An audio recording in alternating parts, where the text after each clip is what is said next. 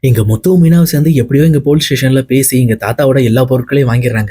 வாங்கினது மட்டும் இல்லாம அங்க முத்து இருந்துகிட்டு, "இங்க பாருங்க தாத்தா, கவலைப்படாதீங்க. கண்டிப்பா உங்களுக்கு இன்னொரு நல்ல இடத்துல, அதுவும் இல்லாம பர்மனென்ட்டா ஒரு கடை வச்சு தரேன். நீங்க அதுக்கப்புறம் எந்த பிரச்சனையும் இல்லாம இருக்கலாம்." அப்படின்ற மாரி இந்த பக்கம் தாத்தாவோட பொருட்கள்லாம் எடுத்து அவங்க கிட்ட குடுத்துட்டு இருக்காங்க. அப்போ ஒரு பொருள எடுத்து குடுத்துட்டு இருக்கும்போது, இந்த பக்கம் கரெக்ட்டா இங்க முத்துவோட கையில அவரோட மொபைல் மாட்டுது. இந்த மொபைல பார்த்துட்டு இந்த பக்கம் முத்து திருப்பி திருப்பி பார்க்குறாரு. பார்த்துட்டு, "இது என்னோட மொபைல் ஆச்சே. இது எப்படி உங்ககிட்ட வந்துச்சு?" அப்படின்ற மாரி யோசிக்கிறாரு. அதே நேரத்துல பக்கத்துல இருக்க மீனா கிட்டே அந்த மொபைல காட்டி, "மீனா, இது என் மொபைல் தானே?" அப்படின்னு சொல்லி கேட்குறாங்க. அப்ப மீனாமே இந்த ஃபோனை பார்த்துட்டு, "ஆமாங்க, இது உங்க ஃபோன் ஆச்சே. உங்க ஃபோன் எப்படி இங்க வந்துச்சு?" அப்படின்னு சொல்லி கேட்டுட்டு இருக்காங்க. அப்ப கரெக்ட்டா தாத்தா கிட்டயுமே முத்து போயிட்டு, "இங்க பாருங்க தாத்தா, இந்த ஃபோன் எப்படி உங்ககிட்ட வந்துச்சு?" அப்படின்ற மாரி கேட்குறாங்க. அப்ப தாத்தாவுமே, "இல்லப்பா, ரொம்ப நாளைக்கு முன்னாடி ஒரு பொண்ணு வந்து செருப்பு தைக்க வந்துச்சுப்பா. அந்த பொண்ணு வந்து அப்போ ஃபோனை கீழ போட்டு போயிடுச்சு. நானும் சரி அந்த பொண்ணு வரும், ஃபோனை குடுத்துறலாம் அப்படின்னு சொல்லி வச்சிருந்தேன். ஆனா அந்த பொண்ணு வரவே இல்ல. என்கிட்டயே தான் இருந்துச்சு. சரி எப்போ வந்தாலும் குடுத்துறலாம் அப்படின்ற மாரி நானே போட்டு வச்சிருந்தேன்ப்பா." அப்படின்னு சொல்லி சொல்றாங்க. உடனே இன்னொரு பக்கம் எங்க முத்துவுமே அந்த ஃபோனை ஸ்விட்ச் ஆன் பண்ண ட்ரை பண்றாங்க. ஆனா அந்த ஃபோன் சுத்தமா சார்ஜ் இல்லாதனால டெட் ஆகி போயிருக்கு. இத பார்த்துட்டு, அப்ப இது ஆஃப் ஆயிருக்கு. எந்த பொண்ணா இருக்கும்? யாரா இருக்கும்? அப்படின்னு சொல்லி இந்த பக்கம் முத்து பயங்கரமா யோசிக்கிறாரு. அப்ப கரெக்ட்டா தாத்தாவுமே,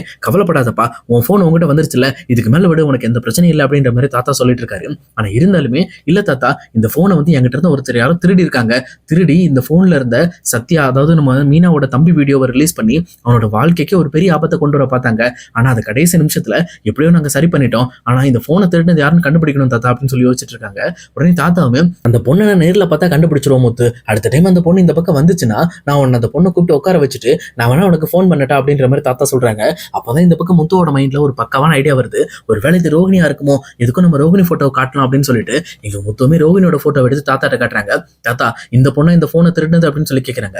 ஆனா தாத்தாவுமே, "இந்த பொண்ணு இல்லப்பா, இந்த பொண்ணு கிடையாது. ஆனா இந்த பொண்ணு மாரி தான் இருந்துச்சு. ஆனா இந்த பொண்ணு இல்ல." அப்படின்ற மாரி தாத்தா சொல்றாங்க. அப்ப இந்த பக்கம் முத்துவுமே, "அப்போ இந்த மாரி பார்லர் மேடம் பண்ணல. சரி வேற யாரோ பண்ணியிருக்காங்க. சரி எதுக்கும் நம்ம இத பத்தி நம்ம யோசிச்சு நம்ம தேடி கண்டுபிடிப்போம்." அப்படின்ற மாதிரி அவருமே எப்பவும் போல ஃபோன் எடுத்துட்டு இந்த பக்கம் வீட்டுக்கு போயிடுறாரு. வீட்டுக்கு போயிட்டு இங்க ஃபுல்லாவே சார்ஜ் ஏத்திட்டு இங்க மீனா கிட்ட பேசிட்டு இருக்காங்க. "இங்க பாரு மீனா, இப்போ எங்கெங்கேயோ ஊரெல்லாம் சுத்திட்டு வந்த ஃபோனு இப்ப நம்ம கைக்கு கிடைச்சிருச்சு. ஆனா இந்த வீடியோவை யார் சென்ட் பண்ணாங்கன்னு தெரியாம போயிடுச்சு. யார் அந்த பொண்ணு அப்படிங்கிறத நம்ம கண்டுபிடிக்கணும்." அப்படின்ற மாதிரி இங்க மீனாட்ட பேசிட்டு இருக்காங்க. அதுக்கப்புறம் முத்துவுமே எப்பவும் போல இந்த பக்கம் செல்ல ஆன் பண்றாரு. செல்ல ஆன் பண்ண உடனே இந்த பக்கம் வந்து ஏற்கனவே அதுல நிறைய போட்டோஸ்லாம் எடுத்து வச்சிருக்கு. இத பார்த்துட்டு, "என்ன இது? இது புது போட்டோஸா இருக்கு. இந்த மாதிரி போட்டோலாம் நான் எடுக்கவே இல்லையே." அப்படின்ற மாதிரி இந்த பக்கம் வந்து முத்துவுமே அந்த ஃபோன்ல இருக்க ஒவ்வொரு போட்டோவையும் ஸ்க்ரோல் பண்ணி பார்க்குறாரு. அதுல வீட்ல இருக்கிற திங்ஸ் எல்லாம் போட்டோ எடுத்து வச்சிருக்காங்க. அந்த திங்ஸோட சேர்த்து இந்த பக்கம் ஒரு மிரர் இருக்கு. அந்த மிரர்ல இந்த பக்கம் வந்து வித்யாவோட போட்டோ தெரியுது. இத பார்த்த உடனே இங்க பயங்கரமா ஷாக் ஆகுறாரு. "என்ன இது? வித்யா போட்டோ எடுத்திருக்கா? சொல்லப்போனா இது வித்யாவோட வீடு மாதிரி இருக்கு." அப்படின்ற மாதிரி இங்க முத்துவும் டவுட் ஆகுறாங்க. உடனே அந்த போட்டோஸ் எல்லாம் இந்த பக்கம் மீனா கிட்ட காட்டுறாங்க. அப்ப மீனாவே அந்த போட்டோவை பார்த்துட்டு,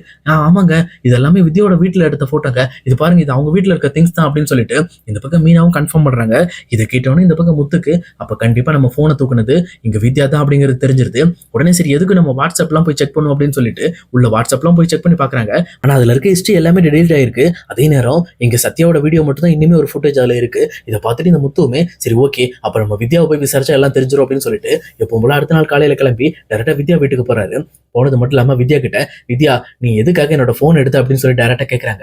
உடனே வித்யாவுமே பயங்கரமா ஷாக் ஆகி போய் திரு திருன்னு முழிக்கிறாங்க. அப்பவே முத்து புரிஞ்சுக்கிறாரு. அப்ப கண்டிப்பா வித்யா தான் நம்ம ஃபோன் எடுத்திருக்கா. அவ எடுத்து ஏதோ ஒரு வேலை பண்ணிருக்கா. ஆனா எதுக்குன்னு தெரியல அப்படின்னு சொல்லிட்டு ரொம்பவே டவுட் ஆகுறாரு. உடனே இங்க வித்யாவுமே சமாளிக்கிற மாதிரி, "என்ன என்கிட்ட வந்து எப்படி கேட்கறீங்க? உங்க ஃபோன் எப்படி இருந்துச்சுன்னு எனக்கு எப்படி தெரியும்? உங்க ஃபோனை நான் எடுத்தேன்னு நீங்க எப்படி சொல்லலாம்?" அப்படின்ற மாதிரி கோவப்பட ஆரம்பிக்கிறாங்க. ஆனா முத்துவுமே, "இங்க பாருங்க, என் ஃபோனை எடுத்தது நீங்க தாங்கிறது எனக்கு தெரியும். ஏன்னா என்னோட ஃபோன்ல உங்க வீட்டை சுத்தி நீங்க போட்டோ எடுத்து வச்சிருக்கீங்க. அது மட்டும் இல்லாம அதுல ஒரு சின்ன மிரர்ல உங்களோட போட்டோவும் இருக்கு. அதை பார்த்துட்டு தான் நான் கன்ஃபார்மே பண்ணேன்." அப்படின்ற மாதிரி முத்து சொல்றாங்க.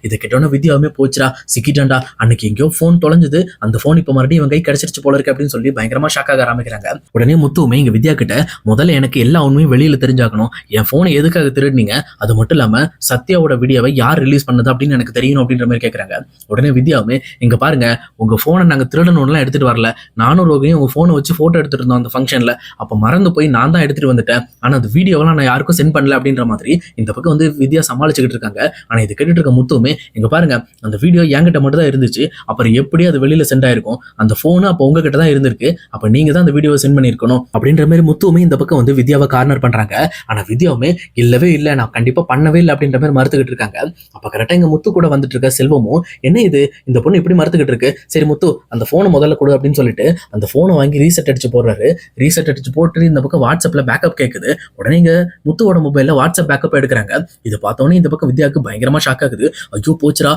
வாட்ஸ்அப் பேக்கப் எடுத்தா கண்டிப்பா யார் யாருக்கெல்லாம் அனுப்பியிருக்குன்னு தெரிஞ்சிருமே." அப்படின்னு சொல்லி பயங்கரமா ஷாக் ஆகுறாங்க. அதே நேரத்தில் கரெக்டாக செல்வமும் அந்த வாட்ஸ்அப் பேக்கப்லாம் எடுத்ததுக்கப்புறம் இங்க முத்துக்கிட்ட காட்டுறாங்க. இங்க பாரு, இந்த வீடியோ கரெக்டா 2 பேருக்கு சென்ட் ஆயிருக்கு. ஒன்னு வித்யா அப்படின்னு சொல்லிட்டு வித்யாவை கை காட்டுறாங்க. இதை பார்த்தோன்னு இங்க வித்யாவுக்கு தூக்கி வாரி போடுது. இன்னொன்னு ரோகிணிக்கு சென்ட் ஆயிருக்கு அப்படின்ற மாதிரி சொல்றாங்க. இந்த பக்கம் ரோகிணிக்கு சென்ட் ஆயிருக்கா, அப்ப ரோகிணி எதுக்காக இதை பண்ணாங்க அப்படின்ற மாதிரி இங்க முத்து டவுட் ஆகுறாங்க. உடனே அந்த பேக்கப்பை காட்டி, இப்ப பாரு வித்யா, இந்த வீடியோவை உன்னோட செல்லுக்கு நீ மாத்திருக்க, எதுக்காக மாத்தின, அது வாட்ஸ்அப் மூலமா சேஞ்ச் பண்ணிருக்க அப்படின்ற மாதிரி சொல்றாங்க. இப்ப வித்யாவுமே வேற வழியே கிடையாது, நம்ம இப்ப உண்மையை சொல்லிதான் ஆகணும் அப்படின்னு சொல்லிட்டு வேற வழி இல்லாம இங்க முத்துக்கிட்ட, ஆமா முத்து, அந்த வீடியோவை லீக் பண்ணது நாங்க தான், நானும் ரோகிணி தான் லீக் பண்ணோம் அப்படின்னு சொல்லி சொல்றாங்க. இதை கேட்டவொடனே இந்த பக்கம் முத்துக்கு பயங்கரமான ஷாக்கு. அடி பாவிகளா, இப்படிப்பட்ட ஒரு வேலையை செஞ்சு அந்த சின்ன பையனோட வாழ்க்கையை கெடுக்க பாத்தீங்களே, அவனே ஏதோ தெரியாம தப்பு பண்ணிட்டான், அவனுக்கு ஒரு மன்னிப்பு கொடுத்து இவ்வளவு பிரச்சனை இல்லாம நாங்க முடிச்சிடலான்னு பார்த்தா நீங்க பண்ண விஷயத்தினால எவ்வளவு நஷ்டமா இருக்கு தெரியுமா, எங்க அம்மாக்கு 5 லட்சம் ரூபாய் நஷ்டம், அது மட்டும் இல்லாம எத்தனை பேருக்கு கெட்ட பேர் தெரியுமா அப்படின்ற மாதிரி இந்த பக்கம் முத்து பயங்கரமா வித்யாட்ட கத்த ஆரம்பிக்கிறாங்க. அதே நேரத்துல இங்க முத்துவோட மனசுல ஒரு பயங்கரமான டவுட் வருது. என்ன இது, சத்யாவை பழி வாங்குறதுக்கு எதுக்காக ரோஹிணி மெனக்கட்டணும்? சொல்லப்போனா மீனா கிட்ட ஏதோ அடிக்கடி சண்டை போடுவாங்க, ஒன்னும் அந்த அளவுக்கு பெரிய சண்டைலாம் போட மாட்டாங்க, அப்புறம் எதுக்காக இந்த விஷயத்தை அவங்க பண்ணாங்க அப்படின்னு சொல்லி இந்த பக்கம் முத்து யோசிக்க ஆரம்பிக்கிறாரு. அதே நேரத்துல இங்க வித்யாவோட முகத்தையுமே லைட்டா வந்து கூர்ந்து கவனிக்கிறாரு. அப்ப வித்யாவுமே அப்பா முத்து நம்பிட்டான் அப்படின்ற மாதிரி அவங்களுமே கொஞ்சம் பெட்டரா ஃபீல் பண்ண ஆரம்பிக்கிறாங்க. உண்மையை சொல்லப்போனா இங்க வித்யா இதை விட பெரிய விஷயத்த மறைச்சிட்டு இருக்காங்க அப்படிங்கறத இங்க முத்துவுமே கண்டுபிடிச்சிடறாரு. உடனே அவருமே, இங்க பார் வித்யா, நீ பண்ண விஷயத்துக்கு உன்னை நான் சும்மா விட மாட்டேன், கண்டிப்பா உன்னை போலீஸ்ல புடிச்சு கொடுக்க விட மாட்டேன், அது மட்டும் இல்லாம இந்த மாதிரி சத்யாவோட வீடியோவை லீக் பண்ற அளவுக்கு உங்களுக்கு எந்த ஒரு அவசியமும் கிடையாது, ஆனா நீங்க சத்யாவை பழி வாங்குறதுக்காக யாருக்கோ ஹெல்ப் பண்ணிருக்கீங்க, அந்த ஆள் யாரு அப்படிங்கறத நான் தெரிஞ்சுக்கணும்னு நினைக்கிறேன், அதை மட்டும் சொல்லிடு, உன்னை விட்டுறேன், அப்படி இல்லை அப்படின்னா உன் பேர்லயும் ரோகிணி பேர்லயும் கேஸை கொடுத்து உங்க 2 பேரையும் உள்ள அனுப்பாம விட மாட்டேன் அப்படின்ற மாதிரி இங்க முத்துவும் மிரட்ட ஆரம்பிக்கிறாங்க. இதை கேட்டோன்னே இந்த பக்கம் வித்யாவுமே வேற வழியே இல்லை, சரி நம்ம இதை சொல்லிதான் ஆகணும் அப்படின்னு சொல்லிட்டு அவங்களுமே ஒரு பாதி உண்மையை மட்டும் சொல்ல ஆரம்பிக்கிறாங்க. இங்க பாருங்க, சிட்டி கிட்ட ஆல்ரெடி ரோகிணி கொஞ்சம் கடன் வாங்கியிருந்தாங்க, அந்த குடுக்கல் வாங்கல்ல கொஞ்சம் பிரச்சனை ஆயிடுச்சு, அதனால இங்க சிட்டி என்ன சொன்னா, இந்த மாதிரி வந்து மீனாவோட தம்பியோட வீடியோ ஒன்று முத்துக்கிட்ட இருக்கு, அந்த வீடியோ மட்டும் எங்களுக்கு எடுத்து கொடுங்க, அந்த வீடியோ கொடுத்தா போதும், உங்களுக்கு இந்த கடன் பிரச்சனையை கொஞ்ச நாளைக்கு நான் கேட்காம விட்டுறேன், நீங்க ரெடி பண்ணிட்டு அப்புறம் கொடுங்க அப்படின்ற மாதிரி என்கிட்ட சொன்னாங்க. அதனாலதான் ரோகிணியும் நானும் சேர்ந்துட்டு உங்களோட போன் எடுத்து சிட்டிக்கு தான் அந்த வீடியோ அனுப்பணும் அப்படின்ற மாதிரி இந்த பக்கம் வந்து வித்யாவுமே அந்த எல்லா விஷயத்தையும் போட்டு உடைக்கிறாங்க. இது கேட்டோன்னே இந்த பக்கம் முத்துக்கு பயங்கரமா கோபம் வர ஆரம்பிக்குது. நீங்க இந்த மாதிரி வட்டி கடைக்காரங்க கூட சேர்ந்துக்கிட்டு இந்த மாதிரி வேலை செய்வீங்க நான் நினைக்கவே இல்லை, உங்களெல்லாம் டீசெண்டா ஆள் நினைச்சா பாத்தீங்களா, என்னதான் முதல்ல செருப்பால் அடிக்கணும் அப்படின்ற மாதிரி இங்க முத்து ரொம்பவே கோவப்படுறாரு.